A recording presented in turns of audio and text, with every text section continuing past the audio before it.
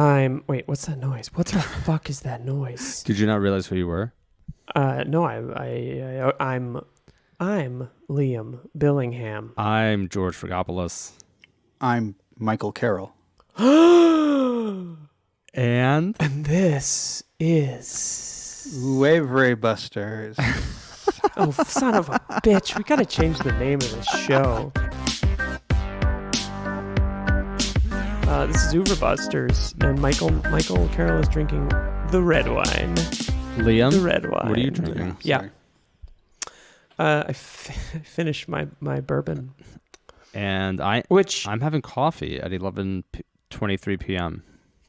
Well, listen, you got to have some kind of salve to get through the movie we're talking about today. Some kind of something to distract. And that film, what film are we talking about today, George? So we are talking about 2016's Batman v Superman, Dawn of Justice. And I got to say, by the way, I was like, wow, 2016, this film is only 4 years old. It feels that I know, it feels like a million It feels years like it's old, so right? much fucking older than 2016. And that's not just because I've been stuck in my apartment for the last 2 months, but it just feels so antiquated. Like, I can't believe Justice League Can we save the hot takes for the only conversation? came out. These aren't hot takes. These are just facts. I can't fucking believe Justice League came out a year after this too. But anyway, Justice League. Yeah, I've never seen that. Generally at this part in the show, we introduce our guest co-host, who is Michael Carroll, with a bio that the guest co-host provides, but Michael Carroll did not provide was I supposed a to bio. do that? Oh, I see a thing in the that says document. It's banter. I'm a man shrouded in mystery. There's not a lot to say.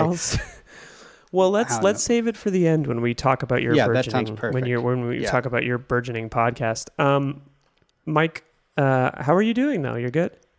I'm good. Yeah. I'm surviving. The world's upside down. Let's see. We were just, but to what George was saying about, and what you were saying about hot takes, I did want to preface this episode because I know normally at this point we kind of jump into a plot summary, but I think it's kind of important to say that this is an interesting film for me. It's not Consumer Report. It's bad. It's still weirdly canon for me in a lot of ways. It's an important movie. It is an important film in a lot of the ways because it came out the year of Trump's election and everything, and I think it just kind of explores a lot of like rot gut feeling that I think a lot of people have walk around in when they look at the world, and I think it's corporate art, very much so, more than a lot of these other films that you're talking about this season. But I think this one in particular really gets to just something really ugly and nasty that articulates it better than I think a lot of other films, a lot of better films. I think to jump on that, one of the things that we don't talk about enough on this show is acknowledging the journey that George and I go through watching all the movies in a certain order, and what a journey it is. I gotta say, guys, and we'll do the plot synopsis in a second, but I am burnt out on superheroes. Good God. Oh yeah. George, why don't you? Oh yeah. George, why don't you read the? I'm exhausted as well. I will read the plot Batman synopsis. v Superman. Please do. Yeah. Are you exhausted? You okay? Do you need anything? As much as I can figure it out. By the way, this film at some point also, because we had just talked about All the President's Men, at certain points I was like, this film's... Yeah, I watched All the President's Men and Batman v Superman: Dawn of Justice this week, and The Town in the same night. I'm like, this fucking film is so goddamn convoluted at certain points. Okay. Yeah, agreed. Batman vs. Superman begins with the destruction of Metropolis, which is actually scenes that take place, or that we see from Bruce Wayne's point of view, from the 2013 film Man of Steel. Maybe a better movie than Definitely this one? a better Maybe. movie. Shut the fuck up, Liam. Wayne Industries Metropolis is destroyed. Don't know if I agree. And one of Bruce Wayne's friends is killed, and Bruce Wayne just kind of like quickly flies in to check out and see what's going on. The opening sequence is kind of very 9/11-y, which I'm sure we can kind of talk about. The film it's very good, I 9/11, think. Yeah. Very heavily. I think it's actually pretty the good. The film then moves good. forward 18 months in the future. Pretty good. I think Liam's saying 9/11 was good there, by the way. We should isolate that audio. Jesus. Well, that's getting that's right. fucking The edited out, you asshole. The film then moves forward 18 months in the future. Superman is both feared and worshipped. Bruce Wayne mistrusts Superman. And Clark Kent hears about Batman's actions in Gotham and begins writing negative articles about him.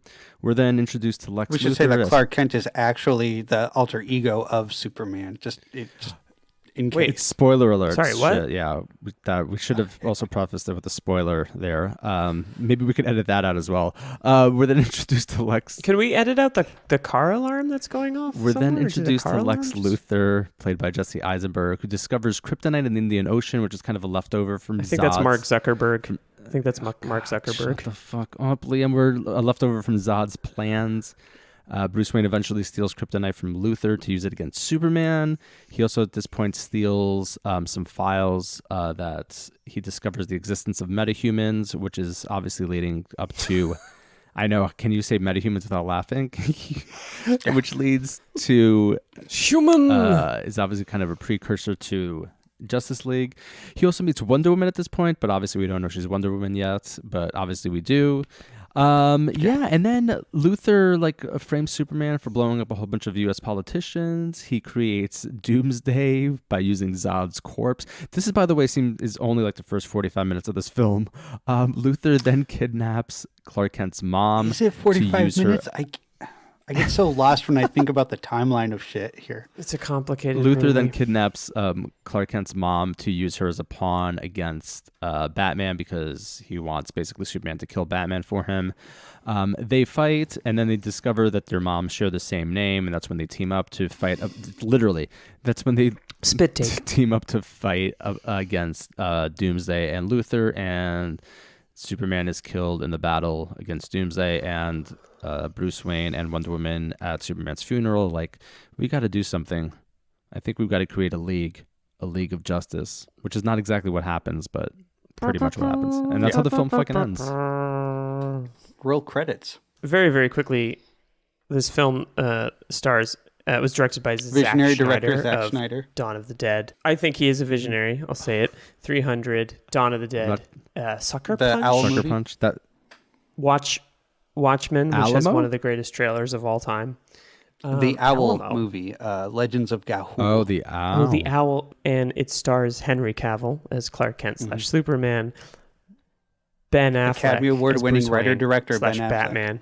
Batfleck, yeah. Amy Adams as Lois Lane. I have a good Amy Adams story I want to tell you guys. Jesse Eisenberg as Lex Luthor, Diane Lane as Martha Kent, Prometheus Lawrence Fishburne as Perry White. Not Prometheus. Fuck. Morpheus. I was trying to figure out what fucked that up.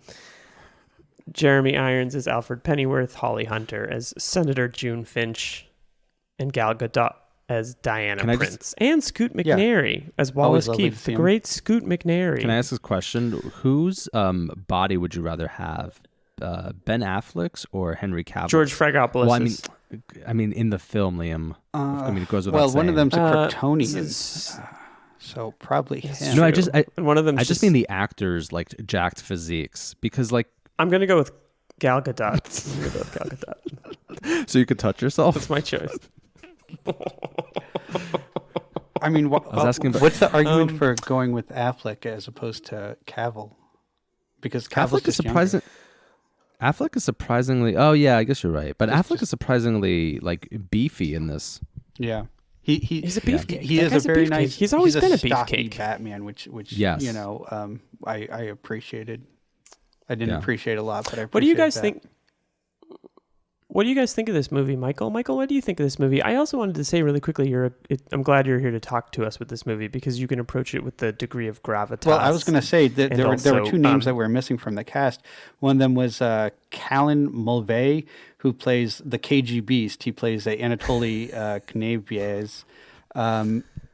He is the KG Beast in name only. Oh, is that who he's supposed to be? That's, I mean, no, because he's in no way. So the KG Beast was what era of Batman was that? Wasn't like the Denny O'Neil era, but it was an early to mid '80s. Just really I've like never heard of this like- character before. like precursor to Bane, dumb hulking animal that just like an unrelenting force. And in this movie, he's just like evil Russian with neck tattoo. And then Tao Akamoto as Mercy Graves, who was kind of an interesting Superman. Like she appeared on Superman the Animated Series as Lex Luthor's Harley Quinn, and basically was they were trying to make a Harley Quinn there. It didn't really take, but they kill her midway through the exactly. movie. She dies. Oh, during the hearings, yeah. Yeah. So you know your shit. You know your comic book, graphic novel stuff, but you also can probably approach it with a certain amount, the sense of humor necessary to talk about. Yeah, I mean it's weird. It's a chore. But I always kind of this was my second or third time watching it. It's always like eating fast food. I just sort of, it's there and I'm there, and I kind of am kind of enjoying it at the time, and then just kind of really don't feel good afterwards. It's the type of fast food that like is aspiring to be like a really good meal, but just doesn't come out that way. It's funny. It's like Chipotle. Yeah, maybe it's a Chipotle. I would think it'd be more like it would be like I don't know. Sometimes you have like Burger King is like this is like a gourmet Thanksgiving dinner kind of, or like Mexican styled something or other. It's just like this gelatinous, just like goo, and it's a bad film. But I always tend to get sucked into it. Some of it's because of my own interest in what they were trying to do with the franchise. But it just, you always see the contours of like what I kind of want to see there, but it never sticks the landing. Anytime. And every time I've watched it, it's been a little different. If I can real quick. I know the first time I saw it kind of just straight through. I saw it at the beginning of the pandemic. I got the director's cut, and I watched that just because I knew we were going to do this, and I wanted to kind of give it, no pun intended, I wanted to give it Justice League. Justice League, yeah, exactly. And then I've relocated to my in-laws, and I only had a DVD because they only have a DVD player. And for some reason, this is kind of a perfect metaphor for the movie.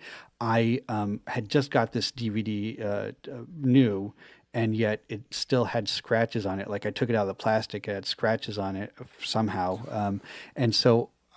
Zach Snyder didn't want you to watch the theatrical cut. I tried to watch it, like he's a powerful man. I tried to watch it again this week, and I just kept doing random scenes at time. So like I kind of watched like 80% of it in like no particular order, but it doesn't matter because I pretty much know the beats. Like it's exactly what George just said. So I don't know. So, George? just a quick question. Also, the director's cut is substantially longer, right? Isn't it like a half hour longer? 35 minutes longer. I'm not so curious that I would sit through the director's cut, but I am slightly curious just about hearing what the differences are. My review of this film is, Yeah, there is exhaustion all over this film. Just like, it's funny too because there's that one shot where Bruce Wayne goes down to the Batcave and he hits the switch and the Bat costume appears. And the look on his face is like one of kind of like, like exhaustion, this face, like, is it this like face? disgust, and that was kind of like how I felt about this film. I will say this: there are things about it that, like Michael was saying, I find like really entertaining and captivating in terms of like action sequences, in terms of like certain images.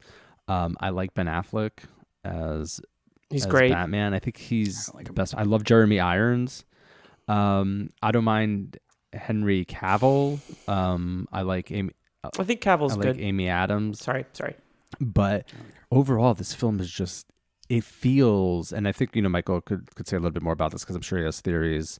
It just feels like a film that has like run up against, like when we were talking about the last Batman film in the Nolan trilogy, Dark Knight Rises. We talked about kind of like the sense of that film doesn't have any political imagination.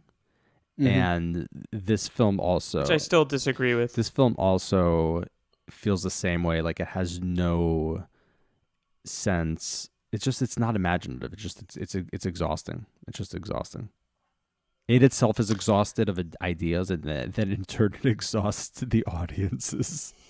I saw this movie in the theaters on like a Sunday morning, and then I rewatched it this week for the show. I had to do it in 2 sittings because it's quite long. It is not as long as The Dark Knight Rises, but it feels longer to me.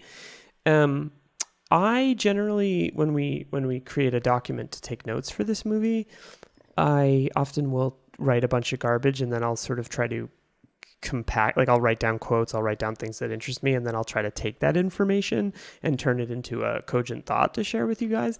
And in the case of this movie, I wasn't able to, because I think, to your point, George, I don't feel as though the movie makes any connections between ideas. It just kind of throws them out there. And I do, I sort of see what you're saying about Dark Knight Rises. I think I'm on record as disagreeing in some ways with you, but this movie to me is even more spectacularly unsuccessful at amounting to anything. And I think that that's disappointing, because I actually think this movie kind of works until Luther blows up the hearing. I think it kind of works until that point. And then, so like the first hour, I'm like, okay, I'm on board. There's things I like about it. There's ideas. There's interesting things, I think, that it starts to set up. And then the last 90 minutes are a fucking chore to sit through. Can I ask you something seriously? Explain to me what Lois Lane was doing in Africa. So this is covered in the director's cut, which Michael can maybe speak to a little better. But yeah, Michael, can we briefly... can you answer that question? What she was doing in Africa, yeah. I mean, she was investigating a warlord for the Metropolis newspaper. What's not to get? Right, that's right. She's yeah. I looked up. It was a made up African country. I mean, look. Yeah, it was Nairobi or something. It's like embarrassingly similar to Nairobi. Zack Snyder has a history of having to like work in, very menacing, dark-skinned people into his film. And this was kind of tough for him because everyone was kind of, was white. So he had to kind of like get, his signature, directorial, visionary directorial move in there at the beginning. That's what was happening. It just... at the moment I was watching and I was like, this sort of somewhat connects to things that come up later, but I was like, I have no fucking clue why this is here. And I just point to that scene because there's so many other scenes like that scene. Yeah, it's quizzical. That add up to nothing. Mm-hmm. And they're just thrown in there seemingly for shits and giggles. Well, I actually wanted to bring this up, especially to you, George. Going through my notes here, there was something. Oh yeah. So a good deal of the director's cut, which supposedly makes it more palatable and makes it make more sense, is that apparently it makes it breathe better. It's it really doesn't. A little bit better. Like that last the end of it is a real. It continues to be just like a complete bore. But a lot of what happens in the first 2/3 of it is more people on the street, citizens of Gotham and Metropolis. So I don't recall seeing a lot of stuff there that like really expounds on anything, any motivational stuff. I think they kind of explain that like Scoot McNairy's wheelchair that he uses to unwittingly blow up the Senate had lead in it, so Superman couldn't see. Yeah, the big deal. Most of it was actually like, here's what it's like for a single mom in Gotham who's tangentially related to this in some way. But then when I was going through the Wikipedia on this, there was something I wanted to share with you. This was on the pre-production, commenting on the influences screenwriter Terrio, can't remember, it was revealed in an article published by the Wall Street Journal that the movie would draw inspiration from Nolan's Batman trilogy. Italian semiotician Umberto Eco's 1972 essay, The Myth of Superman, and the W.H. Auden poem, Musée des Beaux-Arts. Oh, yeah. How badly did I mangle that? I mean, I can't pronounce it either, but it's about the fall of Icarus. Contrasts the quotidian details of normal people's lives with the epic struggles of the mythological figures.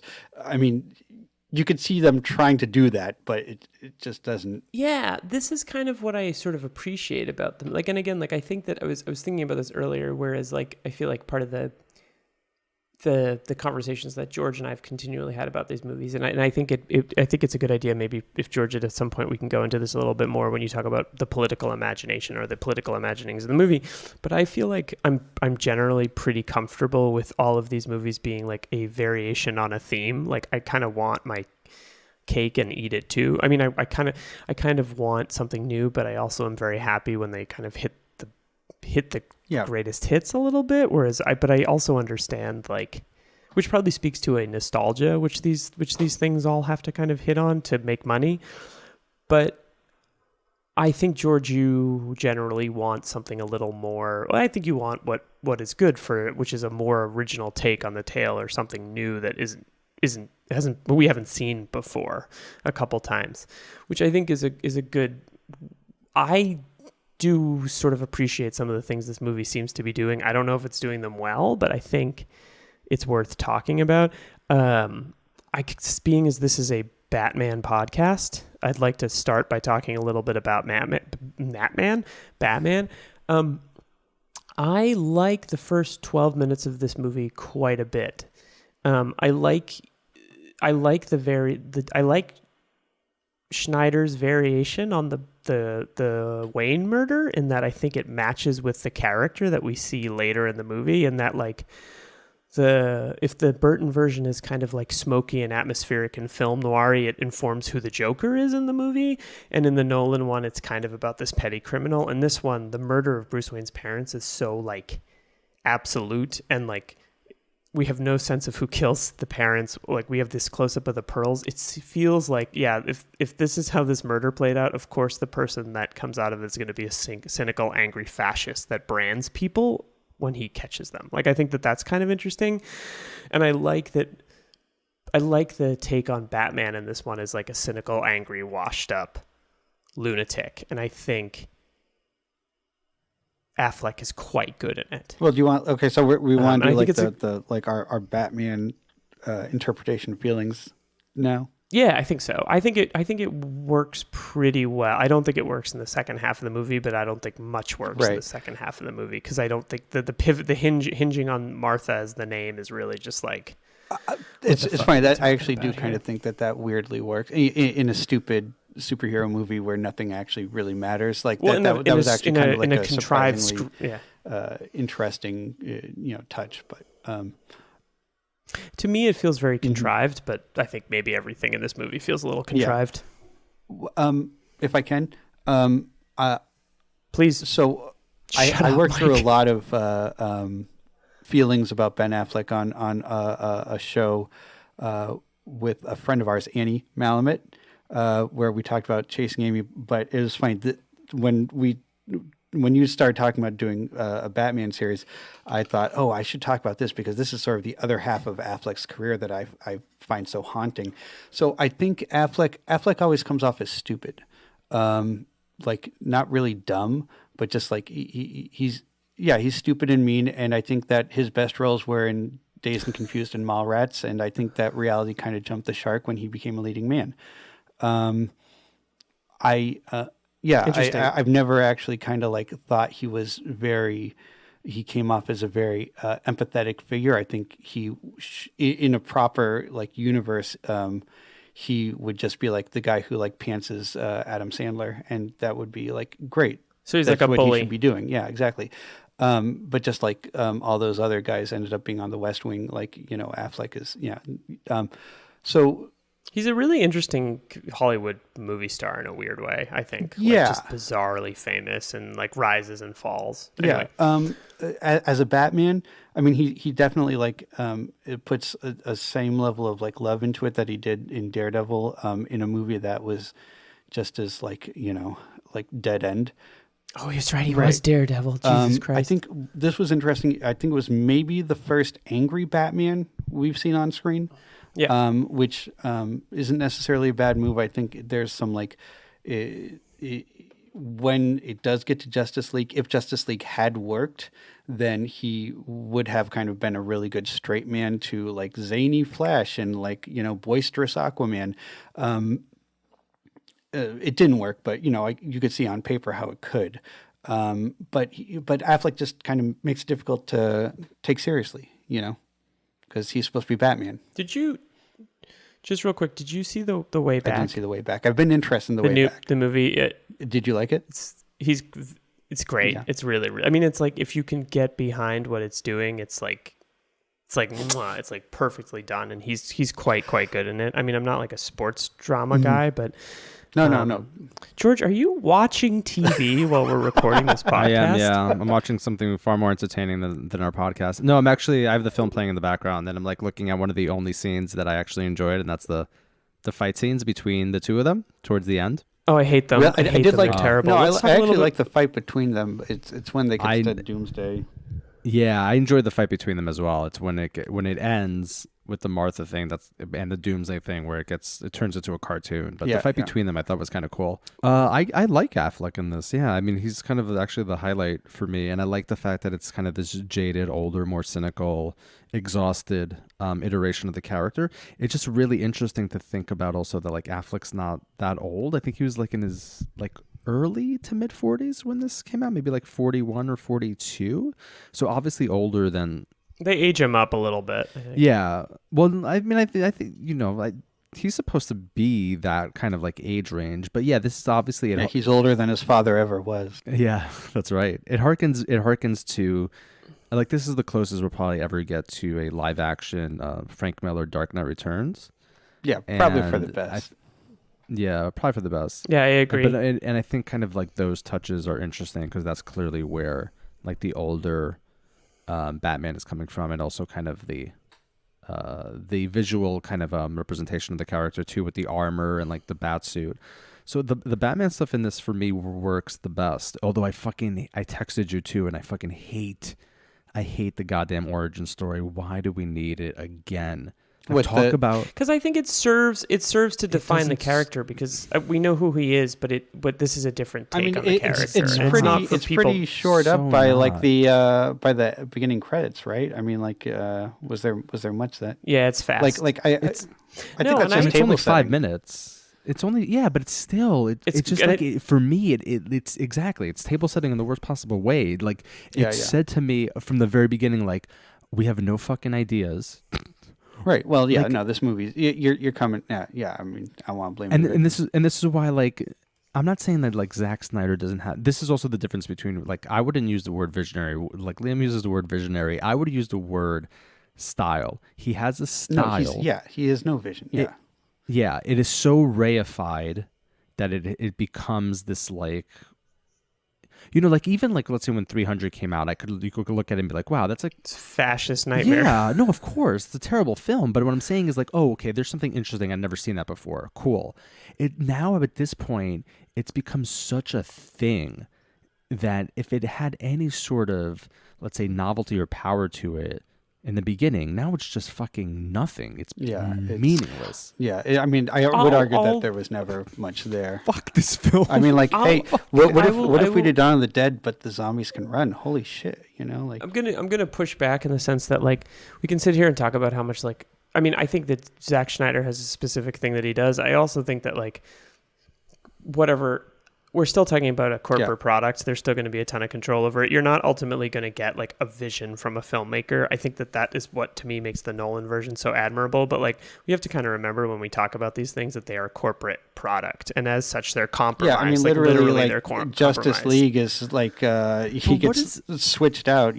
Like right. I mean it does speak to. I think when you think of Snyder's oeuvre, it really speaks to how empty like directors on that like tier of the Hollywood establishment, are by and large. Or how much they're allowed to Christopher Nolan, you have Tarantino, you have Scorsese, you have maybe 2 or 3 other men. But like, I mean, there never was anything there outside of like some like Photoshop imagery tricks that like were transposed into a narrative that were all repackages of some other brand. It's just talking about him in any sort of auteur sense is kind of I think joke, when you talk about like maybe his end, like when you talk about the first few films by a director like a Zack Snyder it's a distinctive thing, and then the problem is that it becomes rebranded, and I think that it's hard for hard in the sense that like Zach Snyder's not going to be like, now I'm going to make my Bergman film on an island and there's going to be 3 people in it. Like you can't return to that to a certain extent. So like, no, Well, he had a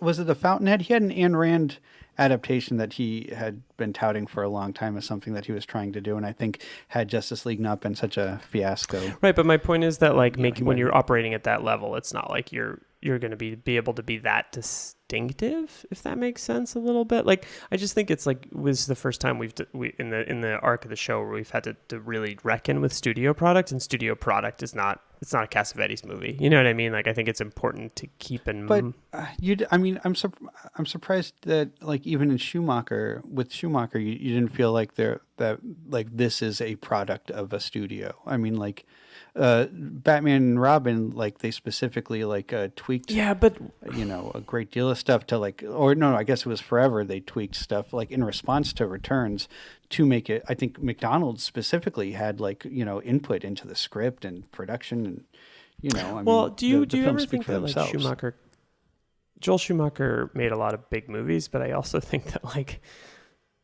to me it's like they were campy and they were. I feel like he snuck something right. past. With Schumacher, it was at least like, oh, this is a one for them. Right. Whereas Schneider's never made anything that way. I mean, again, it's like I sort of maybe he has. I sort of feel like I've kind of just gone like at this point, what are we going to get that's like a visionary or original? We're just going to get like kind of which I'm actually I think fine with to some extent. Like it is what it is. I think that's like I'm like haggard leaning over the computer like it's.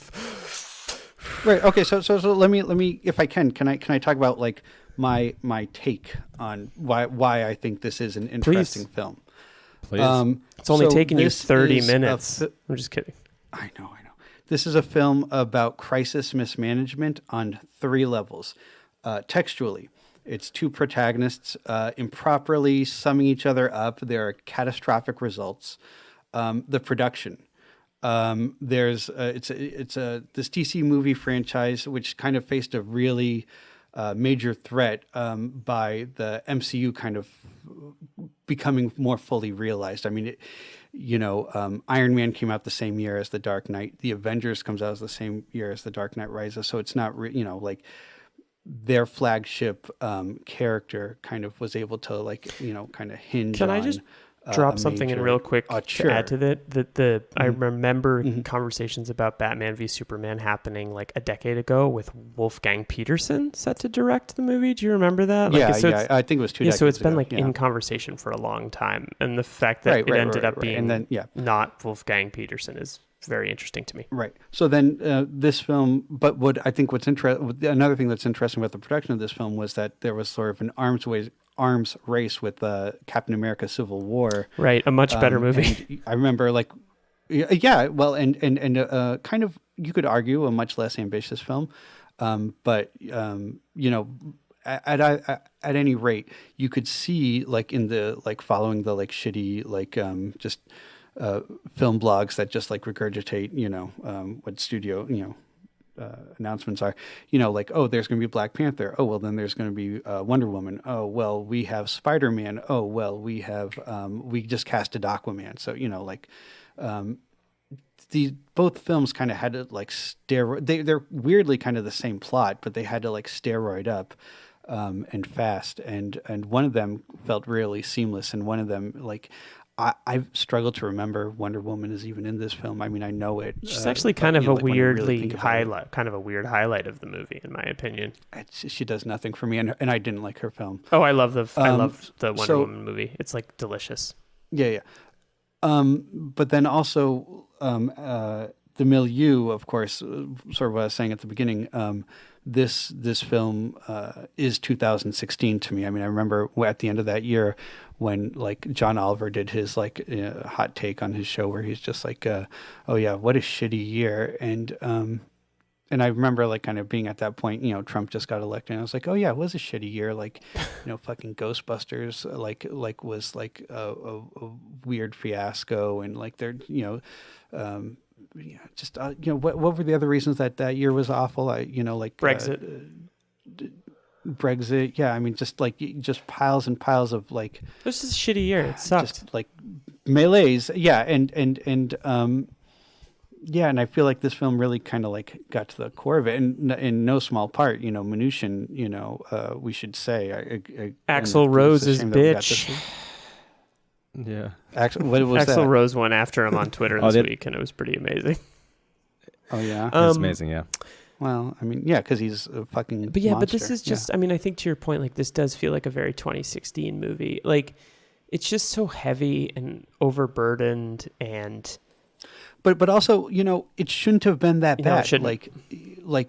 We struggle to remember, but by 2015, I think we were all so hot on anything Batman. Batman fucking rules, dog. Yeah, Batman's and like if you're gonna make a Batman movie, like, well, okay, I guess how bad could Ben Affleck fuck it up? He didn't fuck it up, but he's not the problem. Ultimately, I don't think anyone is the problem. I agree. I hate this. I agree with Liam, at least on Affleck on that. But yeah, no, the film's a mess. But it's funny though too, because yes, I do remember again, like 33-year-old George, 34-year-old George hearing about this film coming out, and even then I was like, oh shit, sounds Batman awesome. versus Superman on the screen, like that's gonna be cool. And even then, I don't even know if I had any kind of, if I was totally worried about Snyder's involvement. I don't think maybe I grew to dislike him as much as I did afterwards. But it's also kind of just crazy to think that he was given 4 DC films to make. One of the smart things that the Marvel movies do is that like every single film is to some degree unique or different, and it kind of like it does those films for the most part do a great job of like, again, playing the greatest hits like Liam was saying, but also transmuting them and changing them from like superhero to superhero, film to film. So it doesn't feel like you're just watching the same fucking film over and over and over. Stretch. Again. I mean, I don't know. Not to say you're wrong, but like I think an argument I've heard a lot at the MCU films is that they do generally feel very similar. I mean, and I like them. I watch them all the time. But I certainly don't hold them in. The auteur is the producer. The auteur is the production company, right? Which I think is an interesting point, because DC was in like such panic mode. Like, look how well Marvel's done with these movies. Like, we need to very quickly get to Justice League. Were they in panic mode, or was it arrogance? I mean, that's fair. It didn't seem like panic mode. It seemed like it was like, oh, it's fucking Batman. Like these. I think that certainly the narrative around it was a little like the industry narrative around it was like, we got to catch up. We got to catch up. Well, yeah. I mean, they had to catch up. Yeah, because Nolan didn't want to make them anymore. And though he is a producer on these, and I do feel like his shadow hangs pretty hard. Like I thought in my mind Shadow was a Batman reference, but it wasn't.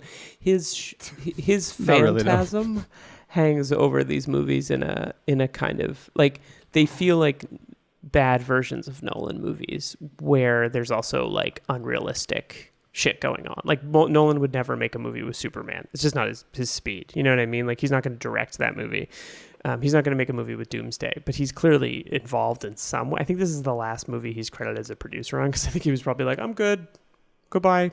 Thank you. Yeah, I mean, everyone. I'm going to go make Dunkirk. This was, like, what's interesting is that Ben Affleck left. Is that Ben Affleck just clearly like kind of wrote out his contract on this, and that's not how it's supposed to go. Just like Hillary was supposed to win, They've also like moved away from this like world building thing after the fiasco that was Justice League, haven't they?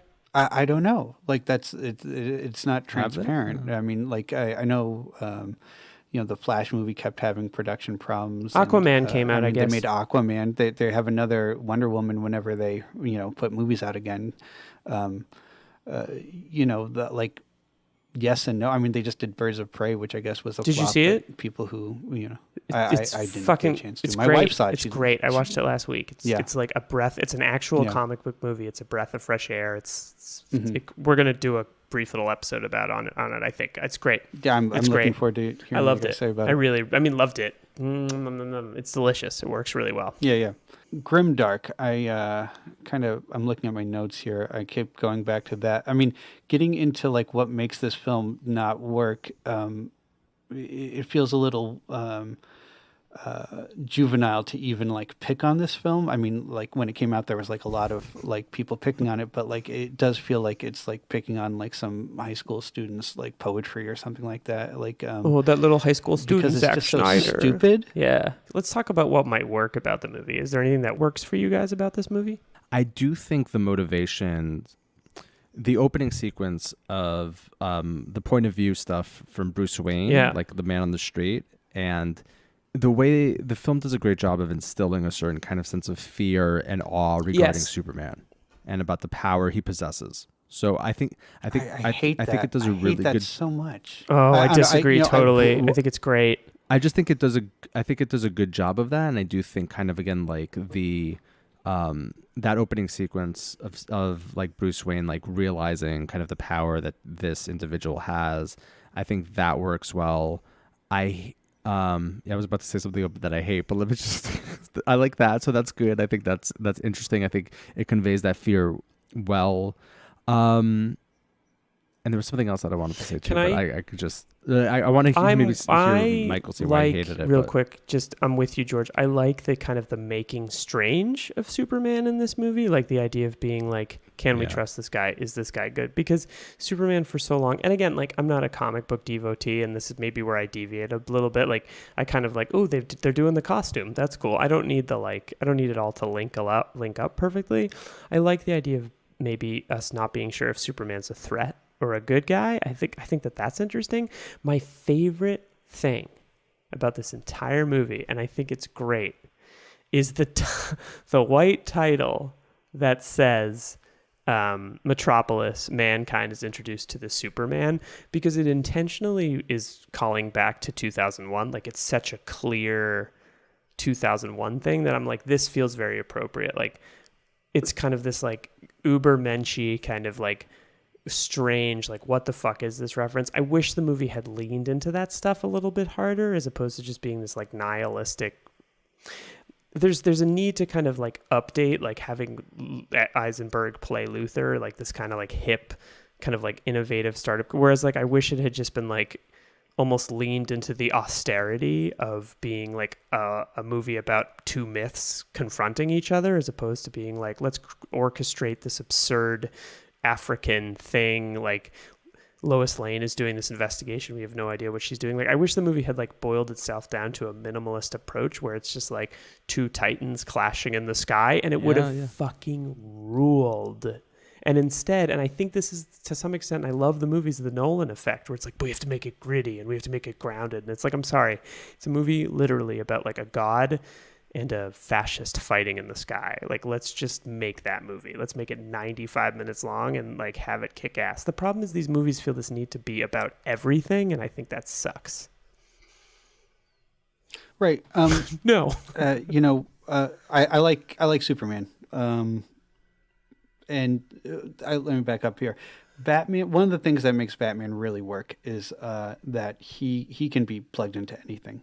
Good point. Any type of story, any type of tone, any type of plot, and Superman can't. So like I'm watching this, and it really does feel like the let's murder Barney the dinosaur kind of thing.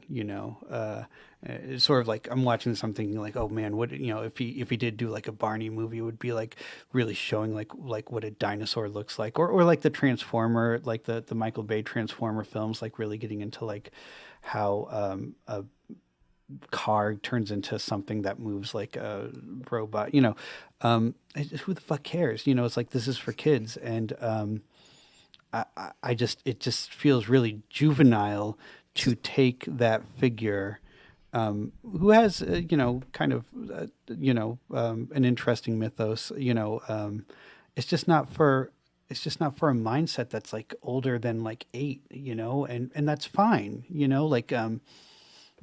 It's like, do you guys like have the same beef with like Pixar movies where it's like, like you watch Cars and it's just Cars like, sucks. Cars is a disaster. His eyes wouldn't be on the windshield. Cars. His eyes would be on the, Cars is awful. like Cars is what? awful. They're awful movies. Yeah, I mean, Cars like, is awful, but it's for kids. Like, they're also like sneakily pro-corporate, nightmarish movies.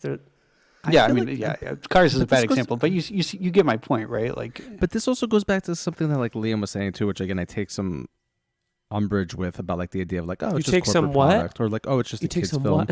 Just joking. What was that? Umbrage. Umbrage, motherfucker. I will put it in the chat.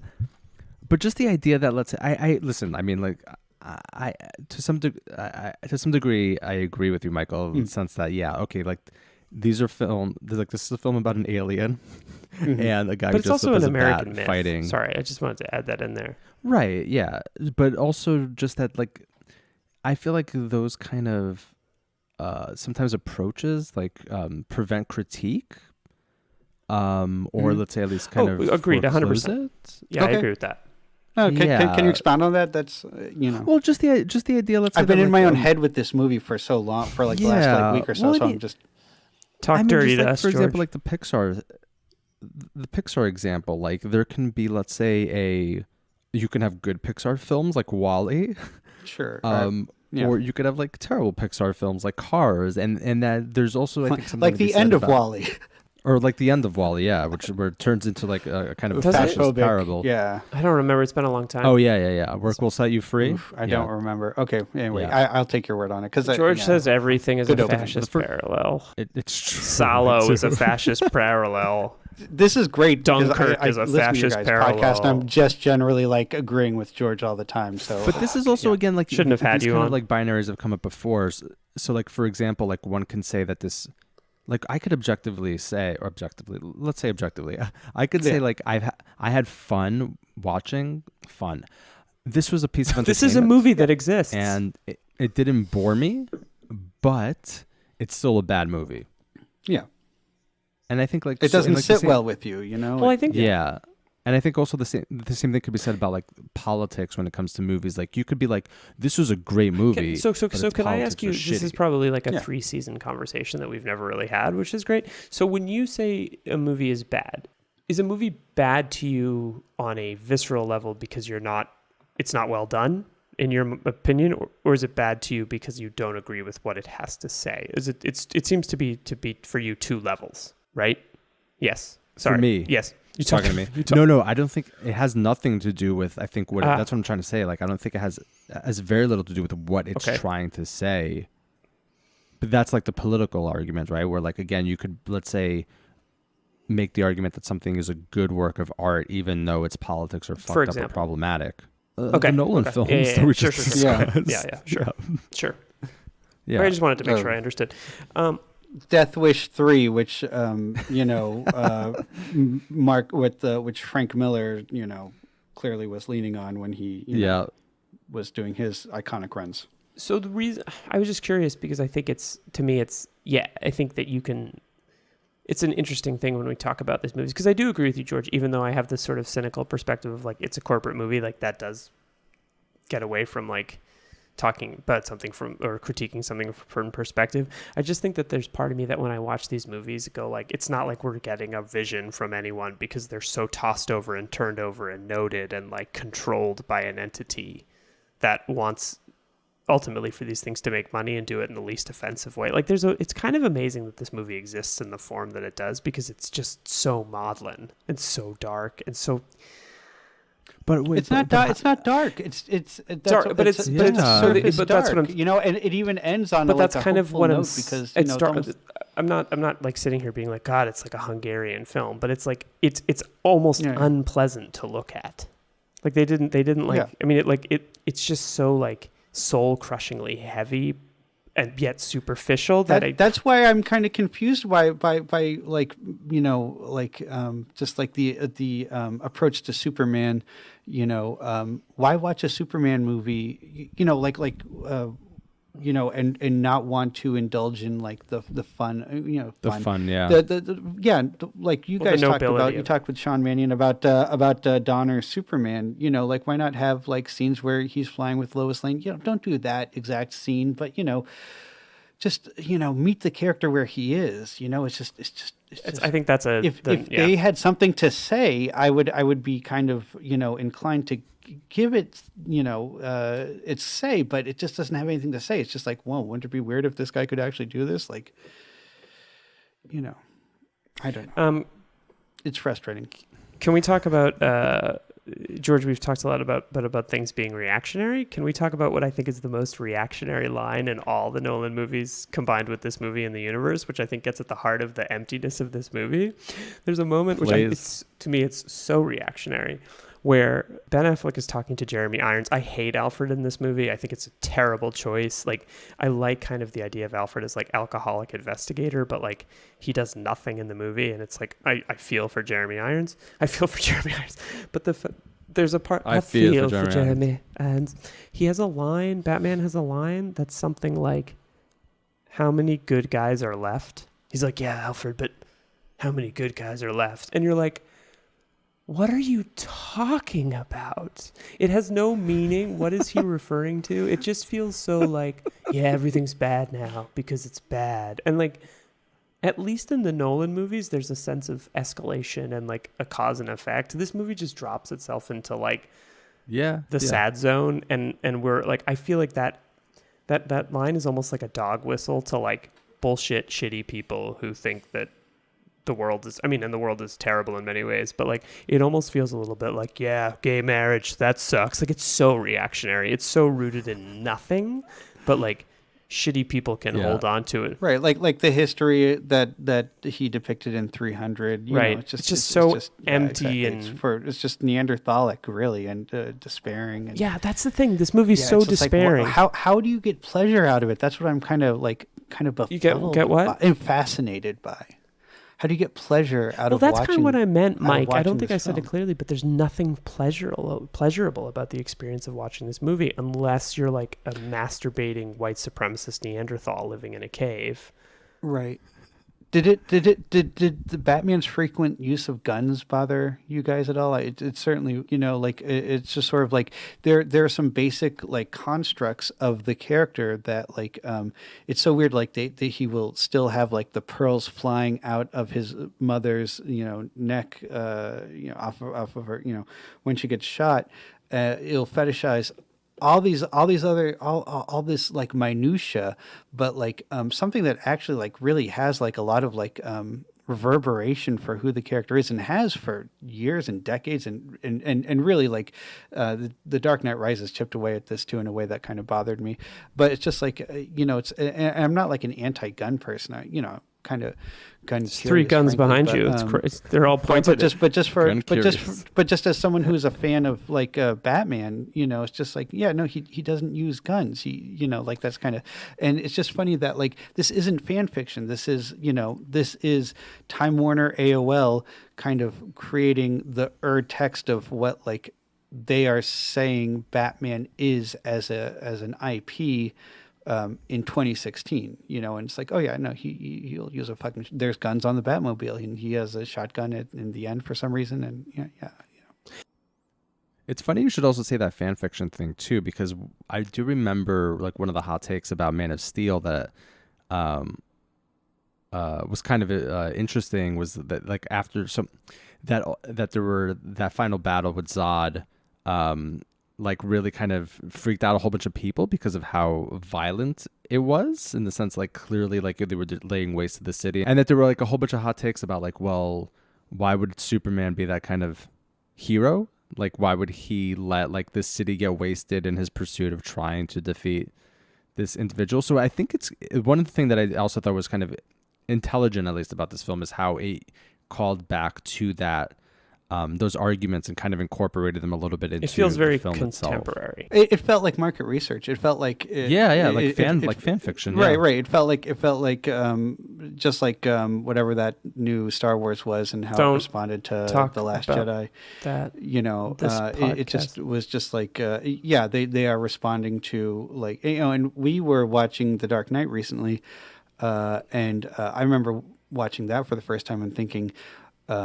They got rid of that Batmobile that I didn't like. And, Katie Holmes, God bless her, Maggie Gyllenhaal's a more compelling screen presence. And, like even that film was like kind of reacting to the, it's the film before it in the franchise. So, they always do it. It's an ongoing conversation. Again, market research. But even then, it just feels like... What's funny is that they kind of muscled through the bad reaction to this film and still did Justice League. I think this movie made some money. I mean, it made money, yeah. but then there were diminishing returns with Justice League. Like the writing was on the wall. True. Like people True. And you can see by how tumultuous the production of Justice League was that like the studio could tell the writing was on the wall. And also it got sort of hampered by that terrible thing that happened to Snyder while he was making the movie. And sure, yeah, it's ghoulish to. And also, sorry, was Suicide Squad after? It was during. I think what was funny was Suicide Squad. I think was supposed to be. Suicide Squad was produced in parallel with this fucking movie. Man. It was supposed to be like the real small, cheap, like whatever. But it did. But Batman vs Superman, even though it did as pretty, like I'll never see money like that. But like it didn't do as well as was anticipated. So they steroidically like did some reshoots and like kind of cut a killer trailer and like they had to kind of pull out a bigger hit. Yeah, the first trailer for that movie was fucking incredible. I was like, oh shit, yes, I want this. And then I watched 5 minutes of it on a plane and was like, no. So it's fine. I don't remember. What, if any, do you guys they just wash over. Can we talk about the politics of this movie? I thought we did.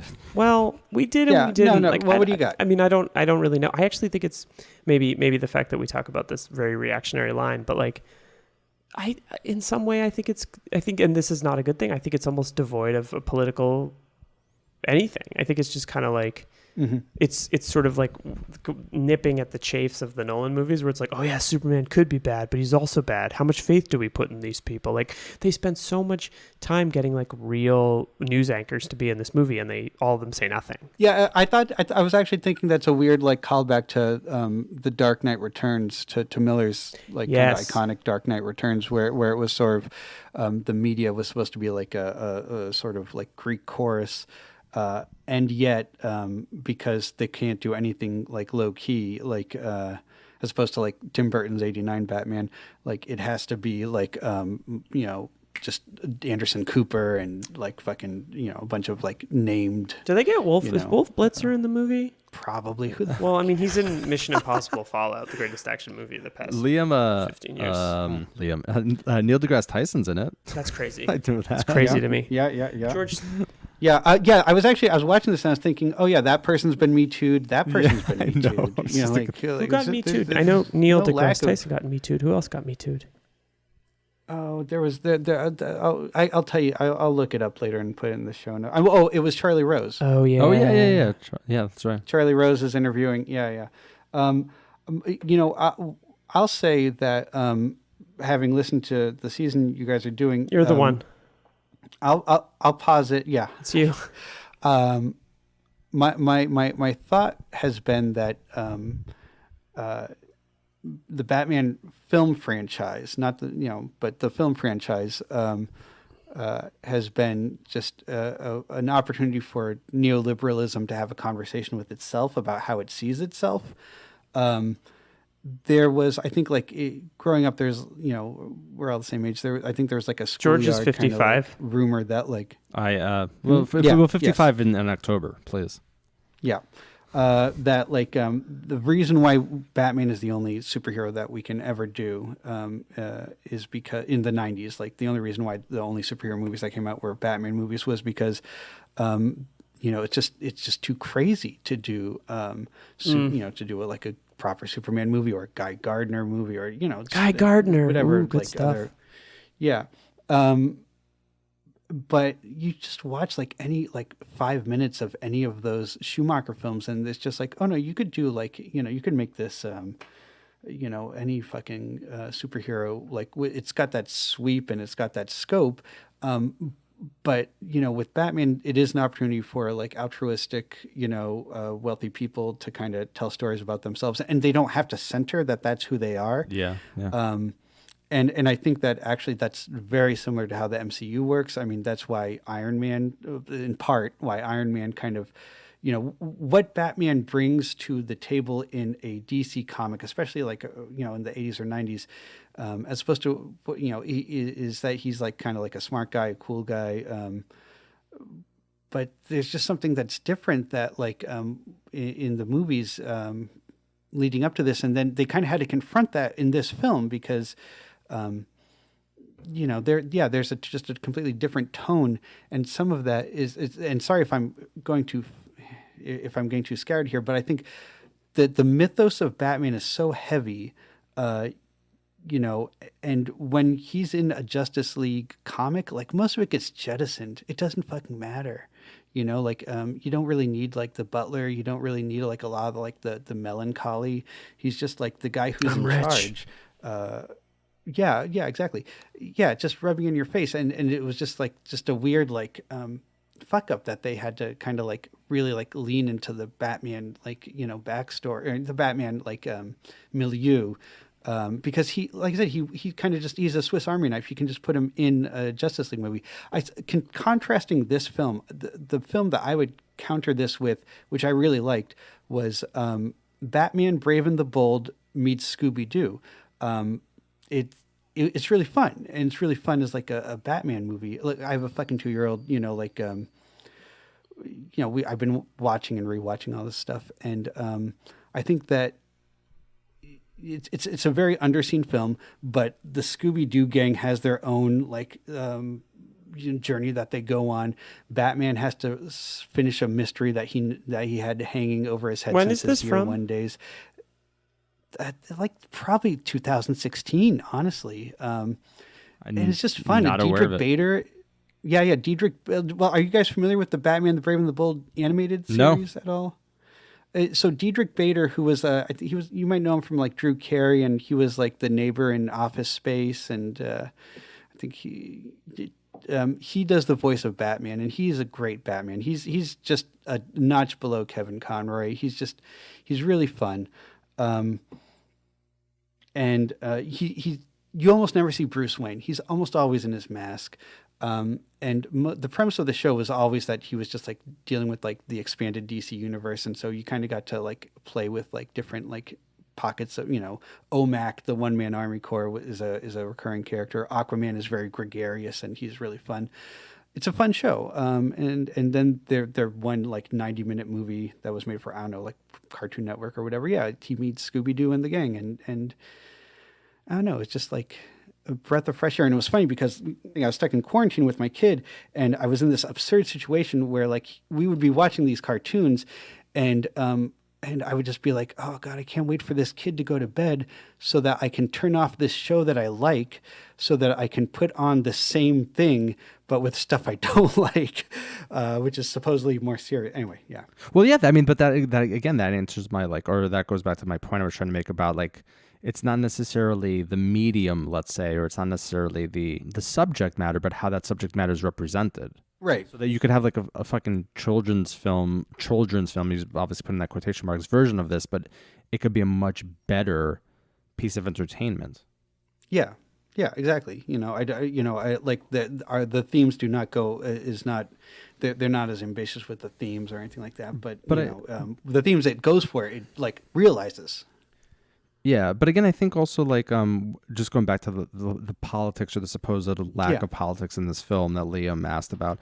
I mean, I think that's where, not to get dialectical about it, but that's where you see the most. That's where the film is at its most political. The fact that it supposedly suggests that it has no ideology, right? When it's filled with ideology, if it's an ideology simply of exhaustion and maybe some white savior stuff. Oh yeah, tons we of could go on this forever. I think what we should do is wrap it up, but I think it's a very, very bad movie with some compelling possibilities never realized. Mike, what's the fucking deal with your podcast? So I've been talking about this podcast project for what's it called? Well over a year. This is called Judgment Day. It's Judgment Day. Judgment Day.